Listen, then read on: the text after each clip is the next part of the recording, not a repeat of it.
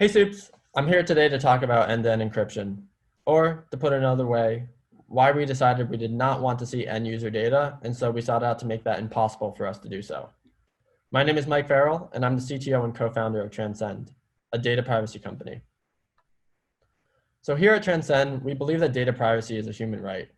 There have been a ton of great privacy laws coming in around the world, and these laws are really great. However, there still seems to be a bit of a discrepancy between what these laws are striving for and what we're seeing in the industry today. So we sought out to solve this problem and figure out how we can make it easier for businesses to offer data rights to their customers. We power end-to-end data subject access and erasure requests and allow customers of our customers to view and visualize their data. We realized it would be painfully ironic for a data privacy company to actually have access to the end user data. So we sought out to solve the problem.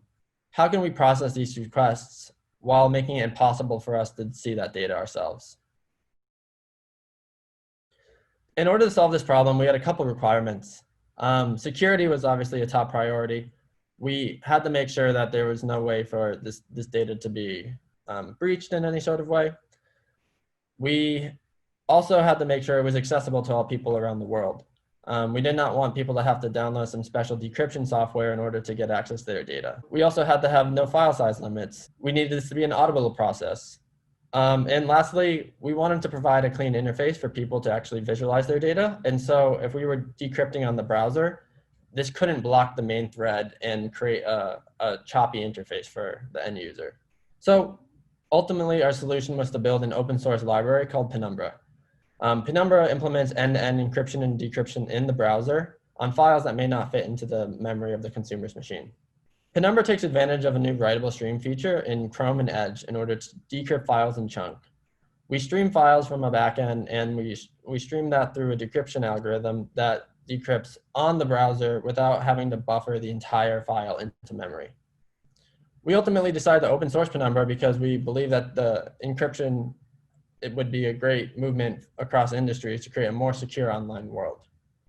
We found it hard to find libraries to do this, and so we wanted to lower the entry for other developers who wanted to build secure applications.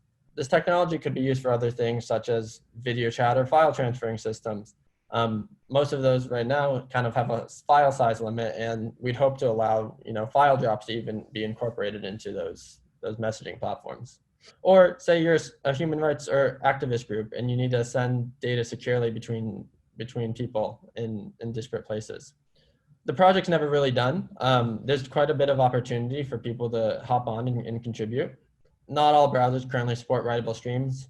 We've been watching closely as Firefox is laying out the groundwork for this feature, and we hope to follow those along and incorporate the different browsers in as they support writable streams. And at the same time, we want to make sure we have sane fallbacks so that if there's an old browser, there still is some way for a small package to be viewed on the browser. Secondly, we want to improve the API for the web worker communication channel. Thirdly, we want to increase the flexibility of encryption schemes that Penumbra can support. Thank you everyone for listening. I hope this was a great way to provide a bit of insight about how Transcend thinks about end-to-end encryption. Please get in touch if you have any questions or would like to talk more about data rights and privacy infrastructure.